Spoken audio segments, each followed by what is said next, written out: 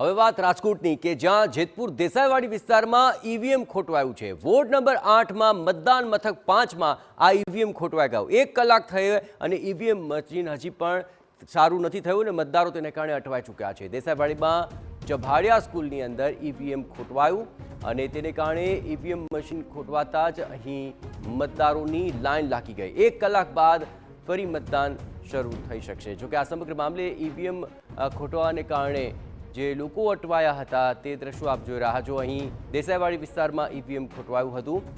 દેસાઈવાડીના ચભાડિયા સ્કૂલની અંદર જે મતદાન મથક બનાવવામાં આવ્યું છે ત્યાં ઈવીએમ ખોટવાતા મતદારોને બેસી રહેવાનો વારો આવ્યો હતો। જોકે 1 કલાક બાદ આખરે આ ઈવીએમ ઠીક કરી શકાયું અને ત્યારબાદ મતદાન પ્રક્રિયા શરૂ થઈ છે।